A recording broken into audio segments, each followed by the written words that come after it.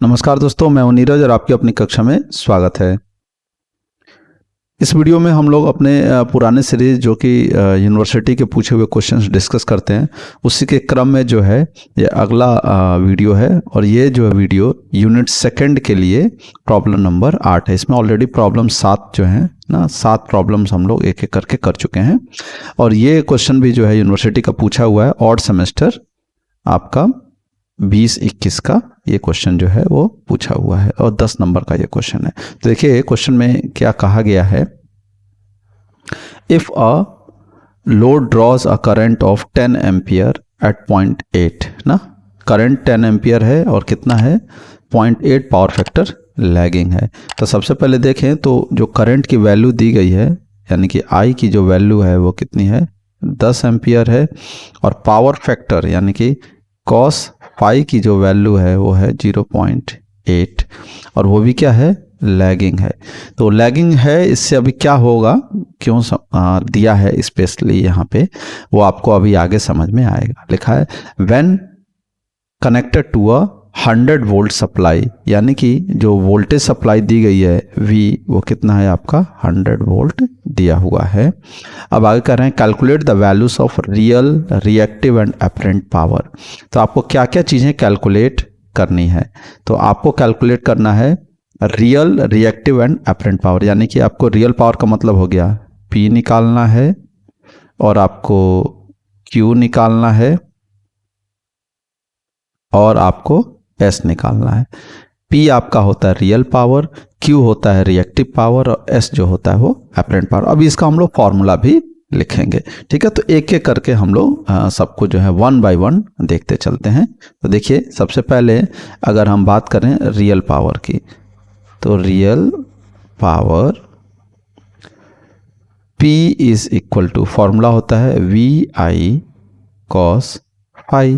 तो आप यहाँ पर देखें तो क्या क्या चीज़ें दी गई हैं। तो V की वैल्यू दी गई है, अब V की वैल्यू रख दीजिए, वो कितना है 100 इंटू I कितना है आपका वो है 10 इंटू पावर फैक्टर, देखिए cos फाई की वैल्यू दी है 0.8, तो हम यहाँ पे रख देंगे 0.8। और जब इसको हम लोग सॉल्व करेंगे तो हमको रियल पावर की जो वैल्यू है वो मिल जाएगी, तो वो हमें मिल गई है 800 वॉट। अब इस तरीके से रियल पावर हो गया। अगला हमारा क्या है रिएक्टिव पावर। तो रिएक्टिव पावर इसको Q से रिप्रेजेंट किया जाता है और लिखा जाएगा VI साइन फाई। तो आप इसको वैल्यूज पुट कर सकते हो।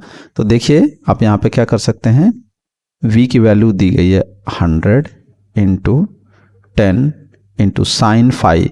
अब देखिए यहाँ पे तो कॉस फाई पहले से पता था तो हमने डायरेक्ट लिख लिया, अब यहाँ नहीं पता है तो हमको कैलकुलेट करना पड़ेगा। तो हम यहाँ से अगर देखें तो देखिए यहाँ से हम फाई की वैल्यू कैलकुलेट कर सकते हैं। वो क्या होगा आपका, वो होगा कॉस इनवर्स 0.8, और कॉस इनवर्स 0.8 से आप बड़े आराम से यहाँ से फाई की वैल्यू कैलकुलेट कर सकते हैं। तो ये वैल्यू आ जाएगी 36.86 डिग्री। तो फाई निकल आया ना, यहाँ पर आपका जो है ये फाई है, ये आपका कैलकुलेट होके चला आया है। अब हम यहाँ पे फाई रख सकते हैं, तो क्या हो जाएगा, वैल्यू क्या है फॉर्मूले में साइन, और फाई कितना है 36.86।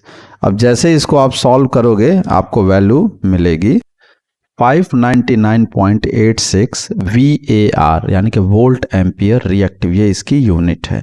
यूनिट भी लिखना बहुत ज़रूरी है, तो इसका भी आप ज़रूर ध्यान रखें। अब लास्ट एक बच जाता है आपका एपरेंट पावर। तो अब एपरेंट पावर भी हम लोग कैलकुलेट करेंगे।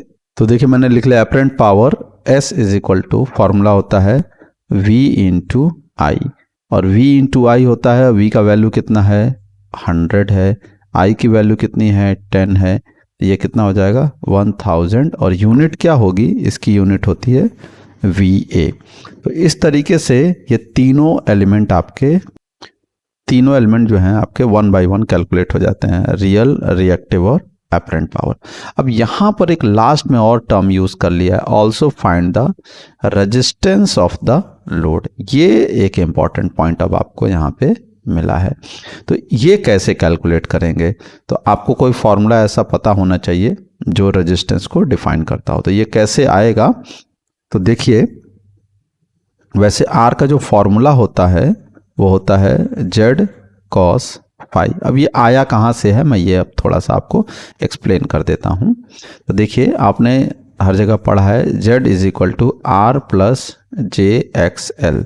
अब यहाँ पर मैंने प्लस जे लिखा है, ये क्यों लिखा है, माइनस भी लिख सकते थे। तो आप देखिए इसका आंसर यहाँ पर है ना, जो इन्होंने दिया था कि लैगिंग है, तो लैगिंग है तो यानी कि लोड हमारा कैसा है, इंडक्टिव है। तो यहाँ से हमें पता चलेगा कि एक्सएल के साथ हमको एक्स के साथ प्लस जे लगाना है या माइनस जे। अगर यहीं पे लीडिंग होता तो हम क्या लिखते, माइनस जे, और लैगिंग है तो क्या लिख रहे हैं हम, प्लस जे लिख रहे हैं। तो देखिए यहाँ पर क्या हो जाएगा, प्लस जे ही लिखा जाएगा। अब जेड की वैल्यू अगर आ गई तब हम जो है ये कैलकुलेट कर सकते हैं। अब इससे ये वाला फॉर्मूला कैसे आया है तो उसको भी समझ लीजिए। तो ये जेड जो है ये फॉर्मूला बता रहा है कि एक रियल टर्म है आपका आर और उसमें प्लस जे यूज़ करना है, ऐड करना है एक्सएल, तो ये हो जाएगा एक्सएल और इन दोनों को जोड़ देंगे तो वो हो जाएगा जेड और ये एंगल होगा आपका फाई। तो यहाँ से आर की वैल्यू निकालोगे तो आपको यही फॉर्मूला मिलेगा, जेड कॉस फाई। अब एक बार आपको जेड कॉस फाई फॉर्मूला समझ में आ गया। अगर यहीं पे मान लीजिए एक्सएल भी पूछा होता तो एक्सएल की वैल्यू क्या होती, यहाँ से हम लिख सकते थे XL is equal to Z sine phi. लेकिन हमको नहीं पूछा, हमको सिर्फ रेजिस्टेंस पूछा, तो हम सिर्फ रेजिस्टेंस ही बताएंगे। तो देखिए हमको जेड लेके निकालना पड़ेगा। तो जेड इज इक्वल टू क्या होगा, आप देखें तो जेड इज इक्वल टू होगा v अपॉन आई और कॉस फाई। तो v की वैल्यू क्वेश्चन में ऑलरेडी दी गई है, v की वैल्यू है 100, i की वैल्यू है 10 और कॉस फाई की वैल्यू है 0.8। अब ये सारी वैल्यूज हम लोग यहाँ पे रख देंगे। तो देखिए 100 अपॉन 10 इंटू 0.8। अब इसको आप सॉल्व करेंगे तो आपको R की वैल्यू मिलेगी 8 ओम। तो इस तरीके से बड़े आराम से जो है हम लोगों ने रेजिस्टेंस की वैल्यू भी निकाल लिया और जो यहाँ पे अलग अलग पावर आपसे पूछी गई थी उनको भी कैलकुलेट कर लिया। तो देखा आपने कितना सिंपल सा क्वेश्चन पूछा गया। और ये ध्यान रखिएगा ये ऑड सम का 20-21 का क्वेश्चन पूछा हुआ है यूनिवर्सिटी एग्जाम में और वो भी 10 नंबर का पूछा हुआ है। तो इसलिए आपको ये नहीं सोचना है कि बहुत कठिन चीज़ें पूछी जाती हैं, ऐसा कुछ भी नहीं होता है। बस आपको मेहनत करनी है, बस आपको फॉर्मूले याद रखने हैं और आप याद रखेंगे तो आपका काम बहुत ही आसान हो जाएगा। तो आशा करते हैं कि आपको वीडियो पसंद आई होगी। अगर वीडियो पसंद आई है तो अपने दोस्तों के साथ शेयर करें और चैनल पर नए हैं तो चैनल को सब्सक्राइब कर लें। तब तक के लिए धन्यवाद।